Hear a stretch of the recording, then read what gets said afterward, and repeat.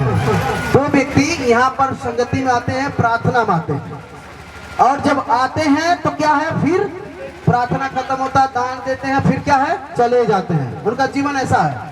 तो एक व्यक्ति क्या करता कि बार बार सोचता कि मैं क्या करूंगा, अब जाऊंगा ही नहीं। कभी आता है, कभी नहीं आता है, कभी आता है, कभी नहीं आता है। और परमेश्वर ने दोनों को एक ही योजना बनाया कि मैं इसको क्या करूंगा, बरकत दूंगा, आशीष दूंगा और आगे बढ़ाऊंगा।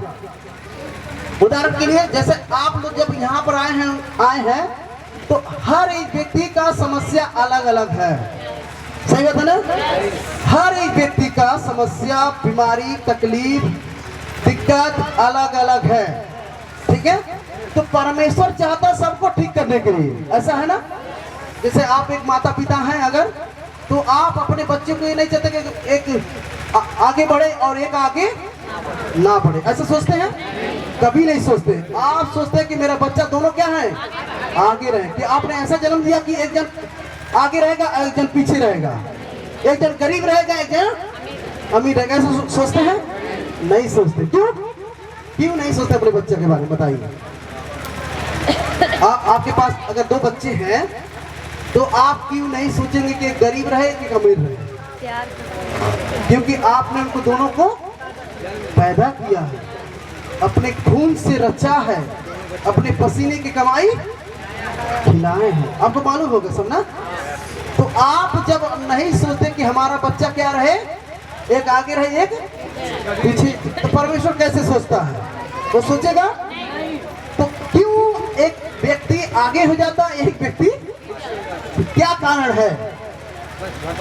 आपके गांव में एक अच्छा बिजनेसमैन है और क्या कर रहा है, वो बिजनेस अच्छे तरीके, और एक बिजनेसमैन और है, वो क्या कर रहा है, बिजनेस वो भी कर रहा था, दारू पी रहा, और एक बिजनेस दारू नहीं पी रहा, ध्यान नहीं कर रहा दारू अपने काम पर ध्यान कर रहा है, काम पर, दोनों एक ही बिजनेस समझ में कर रहा है। तो एक बिजनेस क्या कर रहा है, अरे कर रहा अभी क्या कर, अभी बाद में जाएंगे। और एक बिजनेस क्या कर, एक बिजनेसमैन क्या कर रहा है कि 8 बजे मुझे दुकान लगाना है, 8 बजे दुकान मुझे लगाना है तो लगाना है।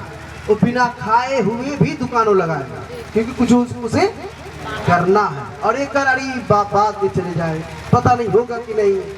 तो दोनों में कौन आगे रहेगा? जो ध्यान से काम करेगा वही आगे रहेगा, जो कंटिन्यू करेगा, लगातार करेगा वही आगे रहेगा। उसी प्रकार विश्वासी में भी होते हैं, जब हम लगातार रहेंगे तभी हम आगे बढ़ेंगे, समझ गए। अगर लगातार आपका बच्चा पढ़ने जाएगा तभी आगे बढ़ेगा। अगर एक दिन गया, 2 दिन गईबा नहीं किया, एक दिन गया, 2 दिन गईबा नहीं किया, तो क्या होगा? और एक बच्चा खूब ध्यान से पढ़ रहा है, उसी स्कूल में पढ़ रहा है, उसी कॉलेज में पढ़ रहा है, ध्यान से पढ़ रहा है, रातों दिन इकट्ठा कर रहा है, इकट्ठा अपने पढ़ाई को क्या कर रहा है, समय निकाल कर क्या कर रहा है, पढ़ रहा है। और एक अरे बाद में पढ़े जाएंगे, बाद में अपने दोस्तों के साथ जा रहा है, अपने लोगों के साथ जा रहा है, दारू पी रहा है, पार्टी कर रहा है, ऐश कर रहा है। और एक व्यक्ति अंदर बैठा है, रूम में बैठकर अपने दोस्तों को छोड़ दिया है, अपने लोगों को छोड़ दिया, पढ़ रहा है। तो एक दिन क्या बनेगा? वो IAS बनेगा। और ये क्या बनेगा? लेबर बनेगा, मजदूर व्यक्ति बनेगा। तो उस IAS के पास जाकर सलाम करेगा, सही बात है ना?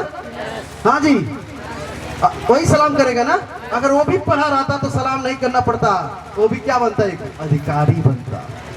तो उसी प्रकार यहाँ पर भी सेम वही है। वो तो उतना बदला ही है, उससे 100 गुना बदलना चाहता है। जो अभी प्रेजेंट टाइम में बदला है, इस समय बदला है, उससे 100 गुना और बदलाव करना चाहता है वो। बाकी हम उसी में खुश हो जा रहे हैं, बस इतना ही चाहिए। इतना में खुश नहीं होना, कुछ ऐसा काम करना कि दुनिया देखे, समझ गए? सलाम करने पाए आपको। इसीलिए परमेश्वर ने आपको बुलाया है, फालतू में नहीं बुलाया है, ऊंचा करने के लिए बुलाया है, हालेलुया, आगे बढ़ाने के लिए बुलाया है, बरकत देने के लिए बुलाया है, सही पोजीशन देने के लिए बुलाया है। आमीन। तो कैसे होगा? लगातार रहेंगे तभी होगा। लगातार कठिन है। अब अतवार को समझ कोई बोल दिया फोन करके आज 1000 का काम है, तो जब आप खुदा के साथ लगातार सही रहेंगे ना, तो लगातार आपको रास्ते खुले रहेंगे, लगातार रास्ते खुले रहेंगे, लगातार बरकत रहेगा, लगातार रास्ते खुले रहेंगे। आप सेम नहीं होंगे यीशु मसीह के नाम में।